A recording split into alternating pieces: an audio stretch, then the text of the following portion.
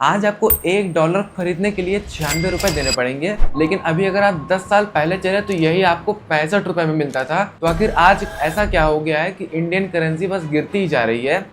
The Indian rupee has just hit a record low against the US dollar, and while currency markets can often sound like distant business page jargon, this one matters directly to ordinary Indians. और Asia की worst performing currencies बन चुकी है। चलिए जानते हैं। अभी हाल ही में रुपये ने अपना ऑल टाइम लो टच कर दिया है। अगर हम अभी 2 साल पहले चले तो ये आपको मात्र 83 रुपीज में मिल रही थी। तब से लेके अब तक लगभग इंडियन करेंसी 15% तक टूट चुकी है और फाइनेंशियल ईयर 25 में ही लगभग इंडियन करेंसी 5.5% तक टूट चुकी है। और इसी के साथ इंडियन रुपीज बनता है एशिया का सबसे वर्स्ट परफॉर्मिंग करेंसी। लेकिन सबसे बड़ा सवाल जो आपके दिमाग में आ रहा होगा कि आखिर ये करेंसी गिर क्यों रही है, क्योंकि बहुत सारी करेंसीज हैं एशिया में ही जो गिर रही हैं, वो भी गिर रही हैं, बट इतनी नहीं गिर रही हैं जितना ये गिर रही है। चलिए जानते हैं। देखिए, इंडियन रुपीज की जो नाव है इसको डूबने की केवल 3 छेद हैं। पहला है ऑयल। इंडिया अपना 90% तक ब्रेंट क्रूड ऑयल बाहर से इंपोर्ट करता है और जब से ये मिडिल ईस्ट की जो टेंशन है ये बढ़ी है, तब से ये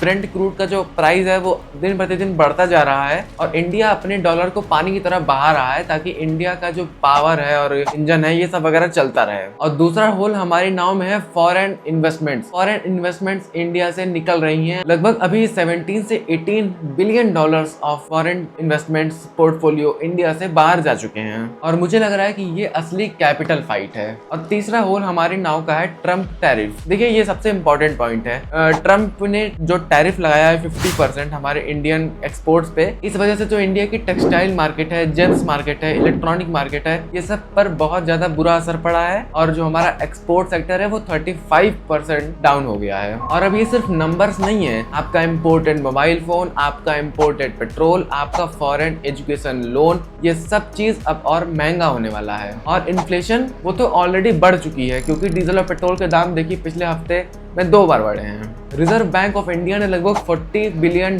खर्च कर दिए रुपये को डिफेंड करने के लिए, लेकिन तब भी रुपये 1991 से लेकर आज तक बस गिर ही रहा है। 1991 में वो 17 रुपीज के आसपास था और आज वो 96 रुपीज के आसपास पहुंच गया है। और ये जो इंडियन रुपये की जो स्टोरी है ना, ये सिर्फ एक एक्सचेंज रेट की बात नहीं है। ये बात है कि इंडिया में कॉस्ट ऑफ लिविंग अब धीरे धीरे बढ़ रहा है, लेकिन जो हमें सर्विस मिल रही है वो धीरे धीरे कम हो रही है। बाकी तब तक के लिए बहुत बहुत धन्यवाद। जय हिंद, वंदे मातरम। मिलते हैं अपनी नेक्स्ट वीडियो में।